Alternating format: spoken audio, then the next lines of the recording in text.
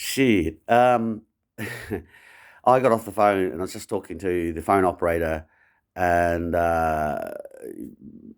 general guy in the call center. And I just asked him a generic question about, what he thought about what was happening in the news.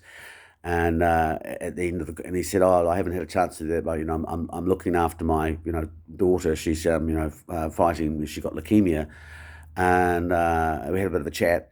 And I put the phone down, and I found myself thinking, I am, I don't mean to be, but I'm in a lot of pain myself a lot of the time. And sometimes when I get on phone, these call operators, I turn into one of those characters from like Kevin Bloody Wilson song, like you're not meant to fucking help me, but you're gonna shake the phone and shove it up your ass.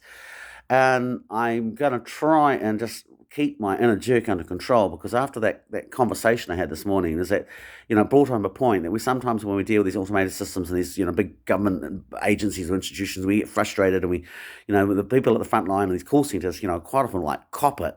And it just reminds you that, these actually are real people and they've got real lives, and, they're doing these jobs to actually, and ultimately they're not particularly that brilliantly well paid. And I mean, actually, and I must admit that I was also speaking to another guy another day, and he was telling me that he lives in Auckland, and because of the lockdown, they're working from home, and they're in a flat in downtown Auckland. There's five of them in this flat who all have to work from home, and it's just I thought, what an horrendous way to actually have to, it's just. It beggars belief to think that this is what our society is producing: people living in boxes. And yeah. So anyway, the point is, pledges is to basically try and actually be a little bit more nicer than I actually have been in the past to people on call centers, and just a little reminder to people out there that yes, when you are running frustrated with these call centers, do remember that they are real people. And it's I know from the fact that I said I'm in a lot of pain, and sometimes I get tired and my inner jerk comes out, that it's hard being nice. Sometimes people really fuck you off, and they can be really dumb and stupid. And that's not something I handle very well. I'm going to have this old grumpy man, like so down bad. Um, but it's actually really, I think, probably the world is a better place if we actually try and make that effort and actually do that. And I think the outcomes ultimately are much better. Not, I said, not easy. You're not always going to get it right. Don't beat yourself up and go, oh, that's just the way I actually am. Just try again. It's like exercise, I think. But yeah, just be a bit nice to people, and just even when we're on social media, like God knows, I'm again, it's like I'm not a troll. I don't go around looking for it, but someone brings the fight to me, and and you never ultimately at the end of the day actually feel that bad. And it's like, again, one of the things a lot of the time I'm using, because I have to use it in my job, is that I try and kind of mentally prepare myself. Literally, I consciously think about this thing, about what I'm going to try and do, and then I get online, and then I try not to get in that gauge. And you actually do. You have to make a conscious effort to say, well, no, I'm not going to do that. Remind yourself that this is da da da, because you could get the wrong person, they get under your skin, and it can be like people actually Well, I sometimes wonder. I think social media is actually teaching us to be quite basically fucking jerks, to be honest.